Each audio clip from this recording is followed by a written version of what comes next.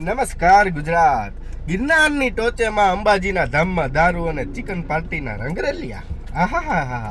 સરકારશ્રીને ભવનાથનો વહીવટ સોંપવામાં આવ્યો આવડે અંબાજી મંદિરના મહંતના એક્સપાયર થયા પછી, અને સરકારે પૂજારીઓની નિમણૂક કરી, જેમાંથી 11 જણા દારૂ અને ચિકન પાર્ટી કરતા પકડાયા.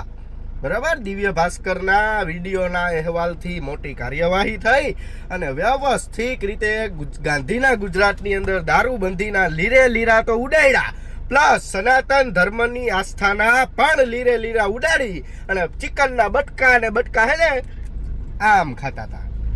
બરાબર. આની પહેલાના વિડીયોમાં મેં બોલતો હતો કે આ બનીડો તો કે સનાતન વિરોધી છે, કે આવું કે છે. આ લ્યો તમારી સામે પ્રૂફ આવ્યું. લ્યો, કીધું તું ને મેં. બનિયાના વોલ ઉપર વિડીયો ચડ્યો, તમારે ઇતિહાસ તપાસી લેવાનો. ભલે હું 2 જ વિડીયો મૂકું, પણ માતાની અડી જ જાય. બરાબર. અમે કહેતા હતા ને માતા માતા હું કામ કરો, એટલે અમે માતા માતા કરી છે ભાઈ. સમજી ગયા ને?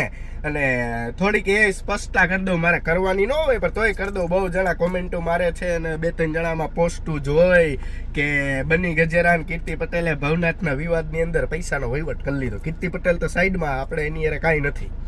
બરાબર. હું મારી રીતે મેં વિડીયો મૂક્યા હતા અને એની રીતે મૂક્યો હતો. તો વહીવટ કરી લીધો હોય તો આ વિડીયો મેં મૂકા હે. અને કઈ ગુજરાતમાં એવી સરકાર છે કે જે અમારા જેવા લુખાઓને વહીવટ કરવા દે, અમને કોણ પૈસા દે? એટલે સનાતન ધર્મની વાત હોય ને ત્યારે વહીવટ ના હોય. સમજી ગયા ને મિત્રો? બરાબર. એટલે શાંત રહેજો, સતર્ક રહેજો. લાગશે વાર, આવશે મજા. એવું જરૂરી નથી કે વિડીયો મૂકવી ના જ એના તપેલા ચડે.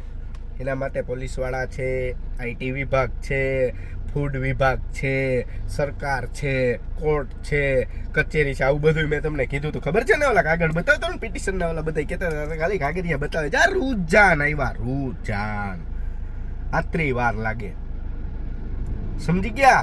એટલે અને કોઈ પણ ગુજરાતના હિન્દુ સંગઠનોની લાગણી દુભાણી નથી હો.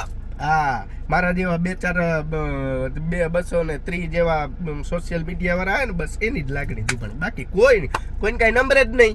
કારણ કે ગુજરાતમાં ગેસ મળતો નથી અને ગેસ ગોતવામાં જનતા હે ને ભાગમદોડ કરે છે. એમાં ગિરનારમાં કોઈને રસ નથી. ગિરનારના એક પણ સાધુ સંતોએ આ પછી કોઈ નિવેદન નથી આપ્યું. પદાધિકારીઓ કહું છું, બાકી તો જે સાચા છે એ તો આપે જ છે. એટલે તમારે જોવાનું છે કે શું કરવું. અમે તો 1-2 વિડીયો મૂકીને અમે તમને બતાવીને નીકળી જવા વાળા છીએ. અમે કોઈ સરકાર નથી કે અમે કોઈ એસએમડી નથી કે અમે કાર્યવાહી કરી. હા, બાકી સરકાર એમ કહી દે કે બન્યા 1 વર્ષ સુધી સૌરાષ્ટ્ર તમારું ઢાઈગલો કરી દઉં. ઢાઈગલો કેટલો ઢાઈગલો કરી દઉં.